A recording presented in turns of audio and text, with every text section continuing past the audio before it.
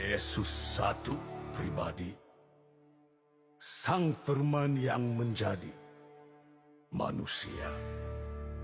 Bagian 1, Yesus Kristus adalah satu pribadi, yaitu pribadi Sang Firman yang memiliki dua natur, ilahi dan manusia, tanpa bercampur, tanpa berubah, tanpa terbagi, dan tanpa terpisah.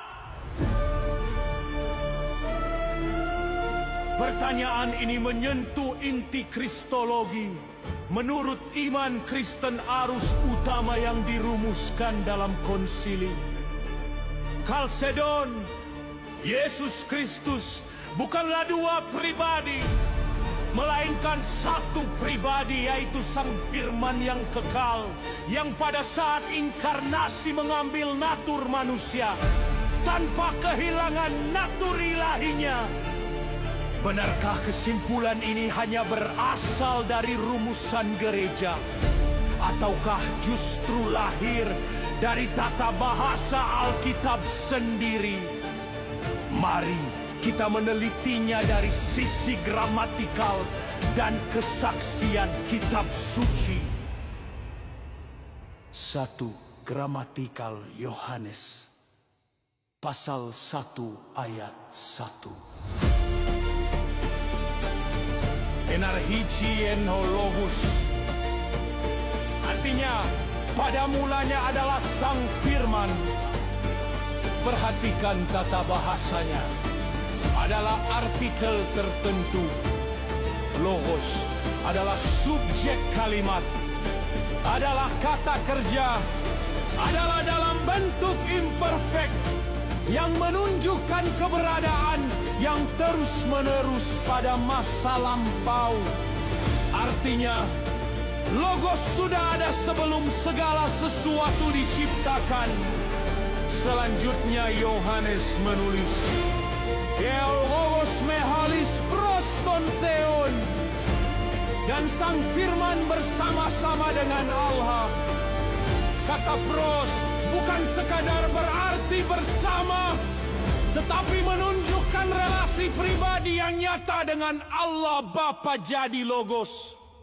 Bukan hanya sifat atau pikiran Allah, melainkan pribadi yang hidup dalam persekutuan dengan Allah.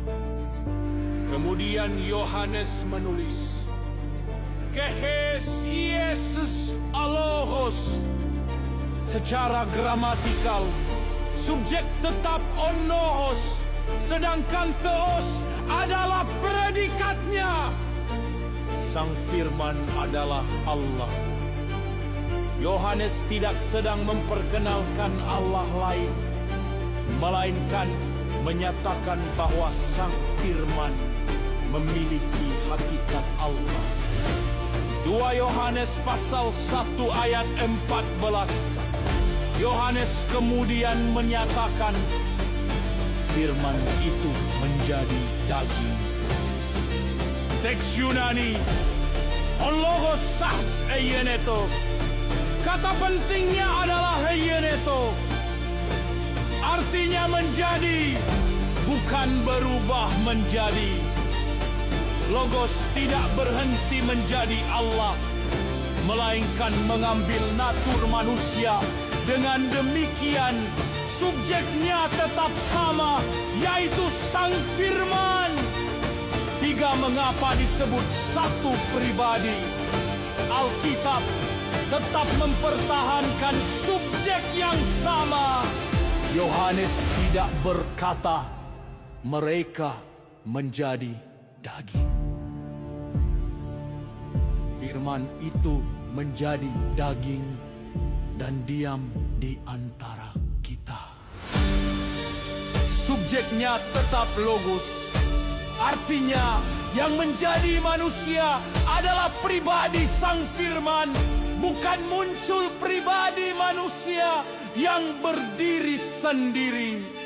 Sampai di sini kita melihat bahwa Injil Yohanes secara konsisten mempertahankan Sang Firman sebagai satu-satunya subjek sejak sebelum penciptaan hingga peristiwa inkarnasi. Namun, apakah hanya Yohanes yang mengajarkan hal ini?